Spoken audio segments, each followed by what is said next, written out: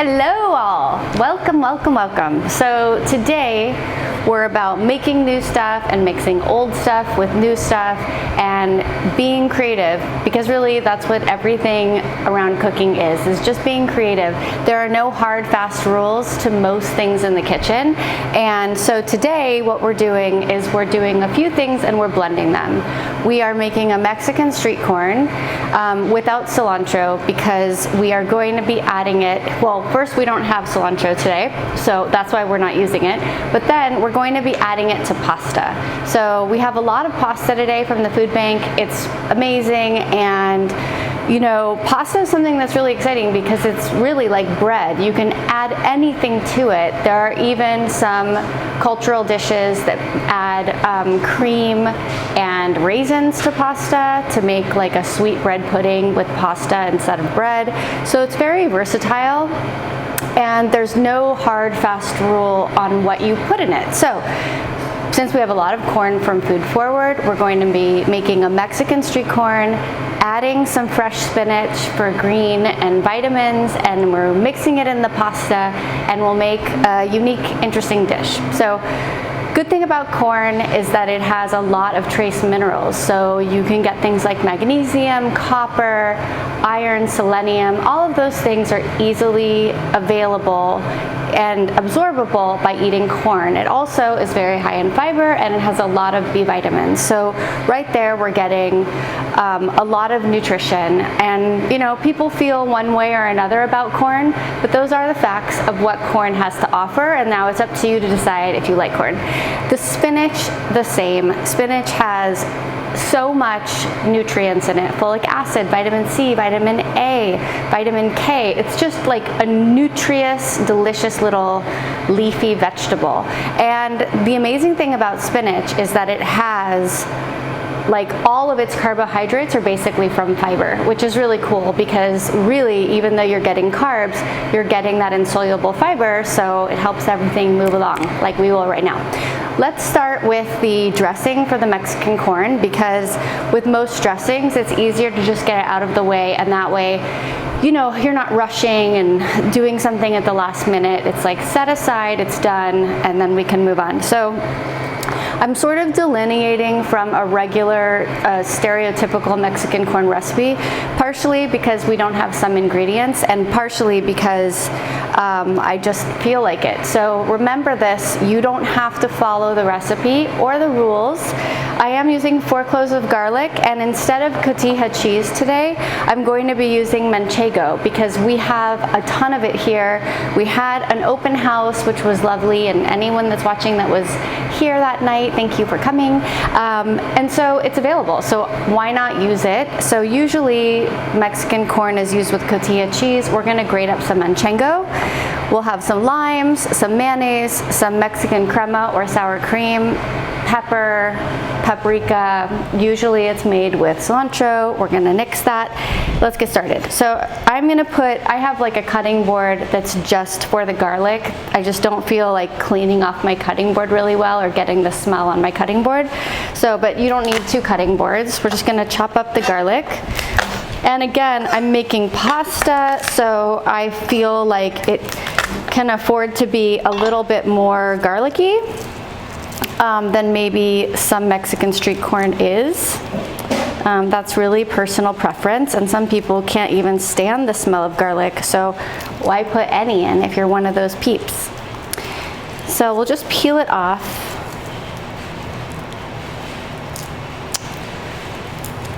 Tricky little paper is sticky. It's hot in here too, so for those of you who are cooking in hot kitchens as well, you will find that your garlic sticks to your hands a lot easier than when it's cold outside. All right, so we'll just chop this up.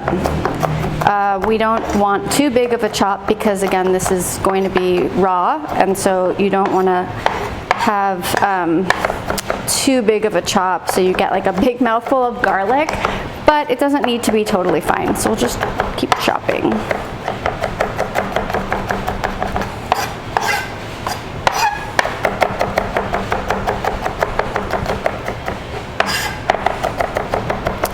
Okay, just a little bit more Garlic is an amazing, amazing herb. I think it is an herb. I would have to Google that to double check, but I believe it's an herb. It has such beautiful qualities. It has antibacterial qualities. When you're sick, eating garlic is really helpful to flush out your system. It lowers cholesterol. It helps lower blood pressure.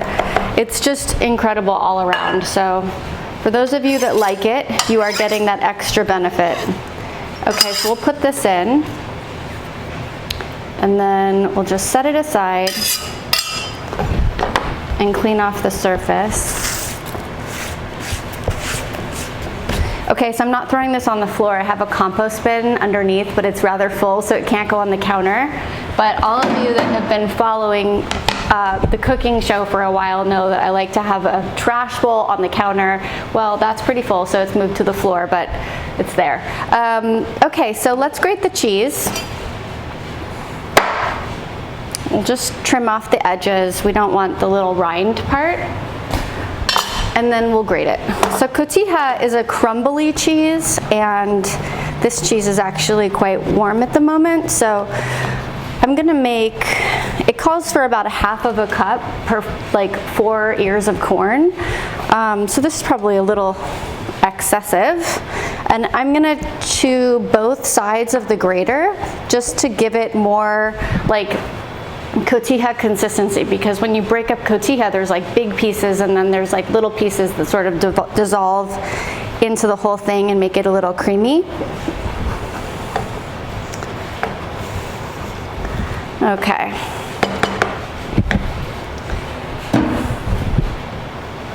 We'll add that to the bowl. That's actually enough. So I'm going to put this in this other bowl and just set it aside.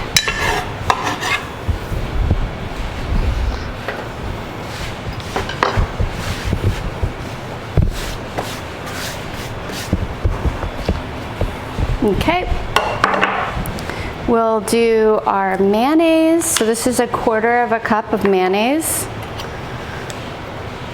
which I think it's like 2 tablespoons, 1/4 cup. Oh no, look at that. That was 1 really, really heaping tablespoon is 1/4 cup. So now we all know, just so you know, at home, that's what I did. Put that in there.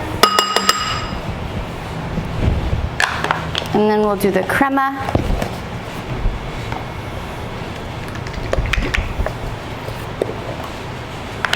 You can use sour cream for this as well, but I really like Mario Brothers next door, so I buy everything from there. They have sour cream, I just prefer this. 1/4 cup.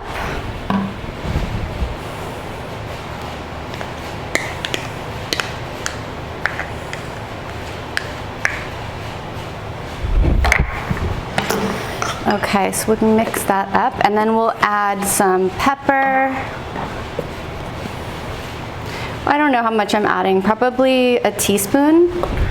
And paprika, probably the same. Usually paprika is sprinkled on afterwards, and we could do that too. I'm just sort of like going off of inspiration right now. And then lime. I'm going to use 3 limes, but depending on how limey you like things, you can use more or less.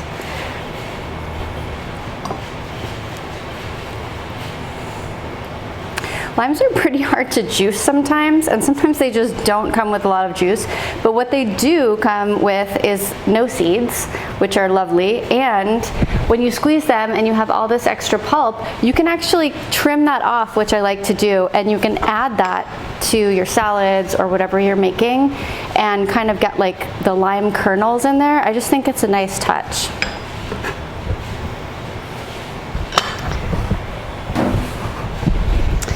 And we'll do one more. We'll do one more, we'll taste it, and then we'll see if we need another one.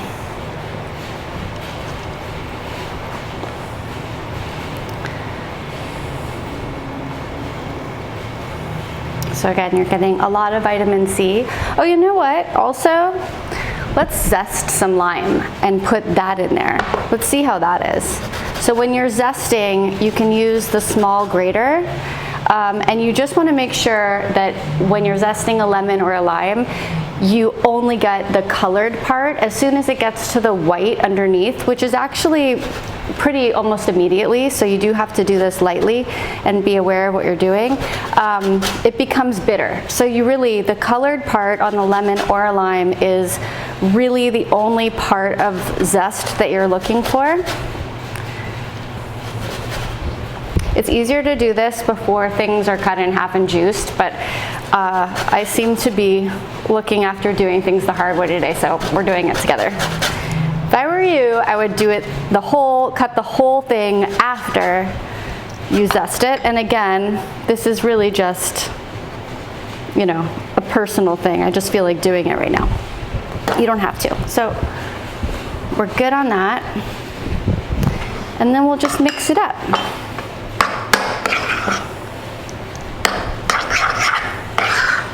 So again, not your completely traditional Mexican corn recipe, but it's going to give you approximately the same flavor, and it's going to be great in pasta.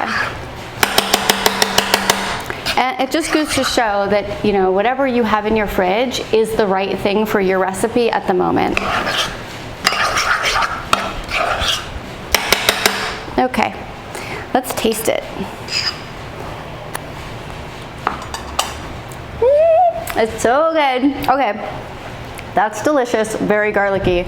I'm gonna set it aside. I'll clean up the space for a second and I'll be right back. Okay, I'll clean the griddle, well, no, it's the grill side of the griddle duo, whatever, is heating on the stove. And we're gonna bring the corn over there in a second. I just wanted to show you guys, this is an ear of corn, and of course it has all of this paper. A lot of people, when they're making corn on the barbecue, will pull down the ears of the corn, like so.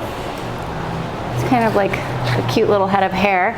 And then take off this part as much as you can, because this part isn't good in between your teeth and it really doesn't serve any purpose except to annoy you when you're eating it.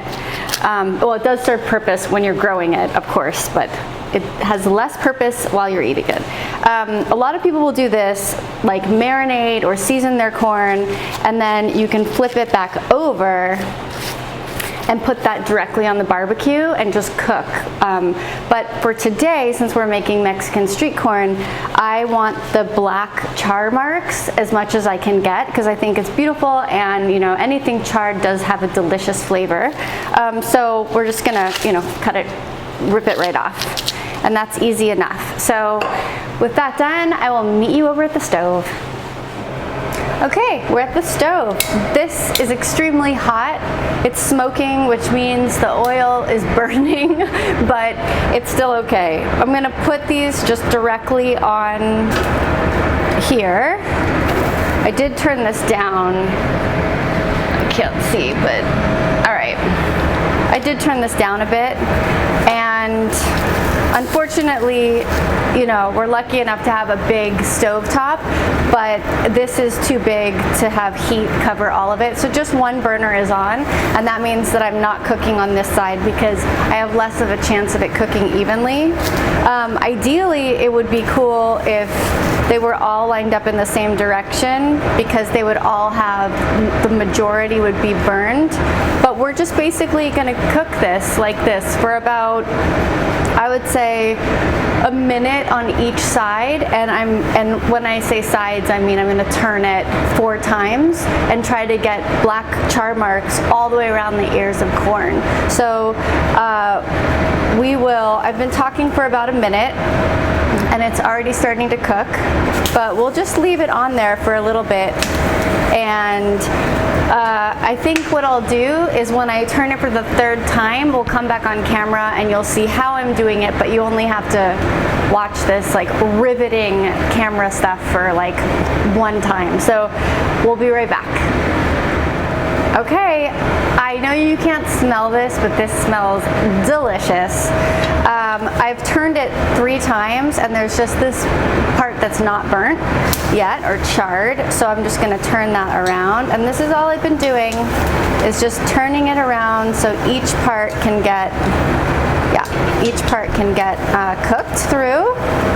And then depending, like this side, I think because it's right on the edge, that side might need a little more time, but it's really up to you. And when you're barbecuing or cooking corn at home, you know, when it turns that like luscious sunny yellow, that's when corn is done. So you really don't need to like overcook corn, because even though it's really big, the kernels are so small that you have to take into account that those kernels only need a small amount of time to cook. So basically, I mean, we've been off camera talking for like 3 minutes and it's basically done. So just so you know, this is not a long time, and basically once it's charred, you turn it and then it's done. So let's check it. Just a few more minutes, maybe like 1 more minute, because that's looking pretty good. And so that's it. Now I'm going to take it off, I'm going to transfer it back over there, and we'll let it cool down for a second, and then we'll cut it up and we'll continue our whole plating. Bye!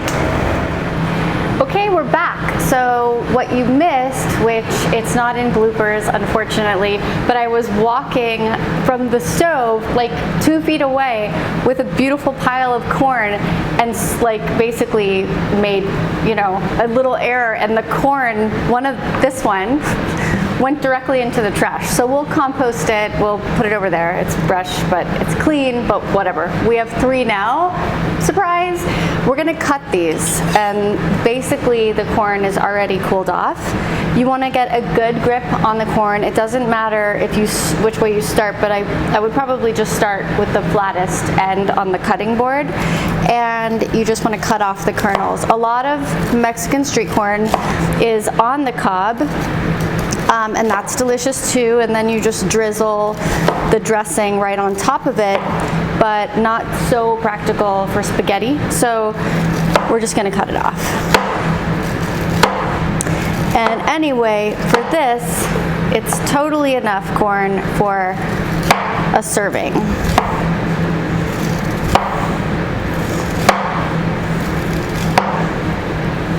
And then you just flip it over.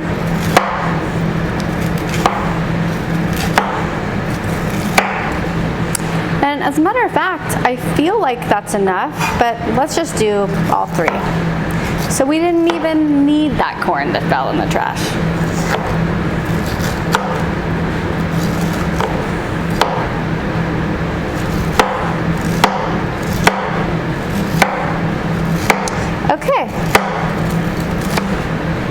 Okay, so this last cut, it's way too far away for you guys to see, but this last cut, just a few kernels, I went too far in and they feel like rough. You don't want to put those in there because they'll get stuck in your teeth easier. So I just have this mixing bowl, and I'll put the corn in there, and then we'll dress it with the dressing, and then we'll do everything else. So, I mean, this is actually the recipe for 4 ears of corn, which is a lot. So I'm just gonna put 2 tablespoons in right now. They were heaping tablespoons, as you saw. I don't know if you saw that, but they were like tablespoons, like the way that I eat ice cream by using 1 spoon in my ice cream pint, which is basically like a half of a cup on a spoon. Yeah, this is enough. Yeah, maybe we could use a little more. So we could use a little more. So I'll just use another spoonful and get it nice and creamy, because it is going to mix into the pasta. So we do sort of need enough to coat it. Okay, we'll set that aside. I'm gonna clean this area up. I'll be right back. I didn't bring paper towels, so. Okay, we're back. Everything's clean. So the spaghetti was already made. It's hot, and we'll just take a handful of spinach for 1 serving. That's probably a cup, and I'm just gonna put it on the bottom because I really like adding fresh vegetables to pasta dishes. I think it adds, it's like a hot pasta salad essentially, and it's going to stay like fresh, but it's also going to wilt a little bit, and I think that that adds a lot of interest and flavor to the pasta. So if you don't like this, you can cook your spinach first, or you don't have to add spinach. But the way I'm doing it is like this. So we're gonna add in the corn, and I'm going to add about half of it, and we'll just mix it up.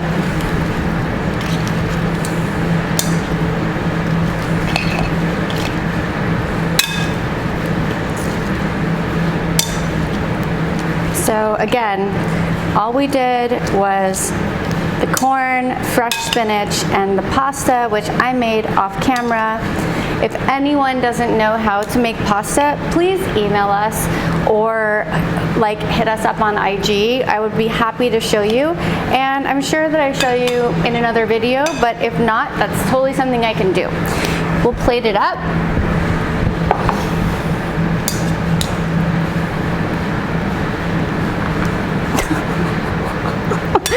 Well, you know, it should be cleaner than that, but I guess this is what's happening today. All right, there we go. We have our Mexican street corn, spinach pasta. So again, the nice thing about this is that if you have Mexican street corn and like barbecue or something the night before, and you make extra and you know that you can use it in a pasta the next day, or if you get it from a restaurant and you have it to go and it's in your fridge, you can do this and make your food stretch as far as it possibly can, which means saving money and stretching your dollars and eating healthy. So I hope you enjoy this, and I'll see you soon.